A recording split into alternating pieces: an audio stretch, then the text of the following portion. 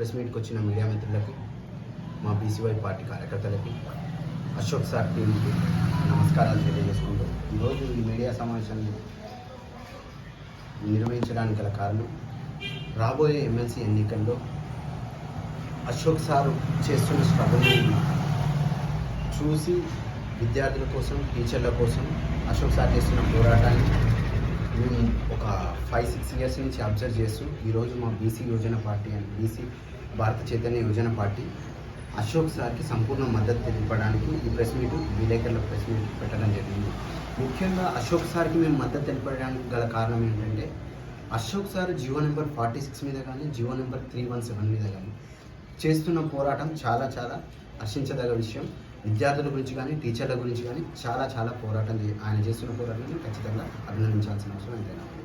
ముఖ్యంగా GO number 46 అనేది ఈ హైదరాబాద్ రంగారెడ్డి జిల్లాలో ఈ జీవో నెంబర్ 46 పెట్టడం వల్ల ఇక్కడ ఉన్న నల్గొండ కానీ, వరంగల్ కానీ, కరీంనగర్ కానీ, తెలంగాణలో ఉన్న మిగిలిన జిల్లాలో ఉన్న విద్యార్థులు, ఎస్పెషల్లీ గ్రామీణ విద్యార్థులు అత్యంత కష్టపడి స్ట్రగుల్ చేసి ఉద్యోగాల కోసం అప్లై చేస్తున్నప్పుడు ఈ జీవో 46 అనేది మొట్టమొదట మీరు కానిస్టేబుల్ ఎస్ఐ ఉద్యోగాలు చూసుకున్నట్టయితే 2016కు ముందు ఎట్లయితే ఉందో అక్కడ ఆ లోకల్ క్యాండిడేట్స్ మొత్తం కూడా, ఆ లోకల్ పోస్ట్ అవుతున్నాయి కూడా తెలంగాణ మొత్తానికి కూడా లోకల్. దానివల్ల ఇక్కడ ఉన్న విద్యార్థులు, గ్రామీణ విద్యార్థులు ఎస్ఐ కానిస్టేబుల్ సెలెక్ట్ అయ్యేవారు. ఈ 46 వచ్చిన తర్వాత వీళ్ళ పొట్టగొడుతూ ఆ 46 అనేది ఎంత క్రూరమైన చర్య అంటే, కేసీఆర్ ప్రభుత్వం తీసుకొచ్చి, బీఆర్ఎస్ గవర్నమెంట్ తీసుకొచ్చి ఈ గ్రామీణ మిగిలిన తెలంగాణ, నల్గొండ, వరంగల్, ఆదిలాబాద్ కానీ, కరీంనగర్ కానీ ఈ గ్రామీణ యువతకి పొట్టగొట్టింది. దాంతోపాటు ఈ 317 జీవో 317 ఏదైతే ఉందో దానివల్ల కూడా టీచర్లు, ఎస్పెషల్లీ ఈ టీచర్లకి ఈ లోకల్ క్యాండిడేట్ స్టేటస్ మారడం వల్ల వీళ్ళ ట్రాన్స్ఫర్లు కానీ, వాళ్ళ ఫ్యామిలీస్ ఇబ్బంది పడడం కానీ, వీటి మీద కూడా దారుణంగా బీఆర్ఎస్ గవర్నమెంట్ చేసిన జీవో వల్ల చాలా ఇబ్బంది పడ్డాం.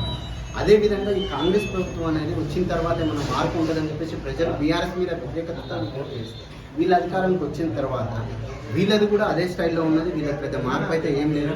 వీళ్ళు అన్న 2 లక్షలు మేనిఫెస్టోలో మెన్షన్ చేసిన 2 లక్షలలో కూడా వచ్చి 6 నెలలు అవుతుంది. దగ్గర డిసెంబర్ 3వ తారీఖు రిజల్ట్ వచ్చింది. ఇప్పటివరకు కూడా సపోర్ట్ లేదు. ఆ రిక్రూట్మెంట్ ఇంతవరకు రిలీజ్ చేయలేదు. దాని మీద అశోక్ సార్ చేస్తున్న పోరాటం కానీ, అశోక్ సారు ఈ జీవో నెంబర్ 46కి 317 వ్యతిరేకంగా చేసిన పోరాటం కానీ చాలా అభినందనీయం. ఆ మూమెంట్ మేము చూస్తూ, సార్ జైలుకి వెళ్ళడం జరిగింది. ఆ మూమెంట్ మేము చూస్తూ సార్కి తక్షణమే మా పార్టీ అధ్యక్షుడు బోడి రామచంద్ర యాదవ్ గారి నిర్ణయం ప్రకారం భారత చైతన్య యువజన పార్టీ అనేది తక్షణమే అశోక్ సార్కి సంపూర్ణ మద్దతు తెలియజేయడం జరుగుతుంది. ఎల్లుండి జరగబోయే ఎన్నికల్లో భారత చైతన్య యువజన పార్టీ మిర్యాలగూడ నియోజకవర్గ కార్యకర్తలు, అభిమానులు మరియు శ్రేయోభిలాషులు అందరూ కూడా అశోక్ సార్కి ఓటు వేసి అత్యధిక మెజార్టీతోటి గెలిపిస్తారని ఆశిస్తూ, వచ్చిన మీడియా మిత్రులకు కానీ సీరియల్ నెంబర్ 18 మీద ఉన్న అశోక్ సార్కి మొదటి ప్రాధాన్యత ఓటు వేసి గెలిపిస్తారని ఆశిస్తున్నాను. అలాగే సార్ మేనిఫెస్టోలో ఉన్న ఒక 3-4 నేను ఇంపార్టెంట్ ఇష్యూస్ చెప్తున్నాను.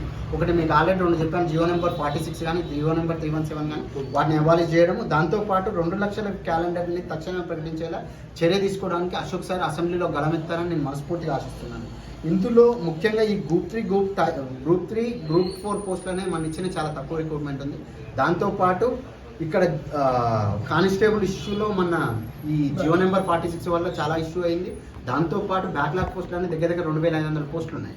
ఆ 2500 పోస్టులు కూడా ఫిల్ చేయాలని చెప్పి సార్ మూవ్మెంట్ చేస్తున్నారు.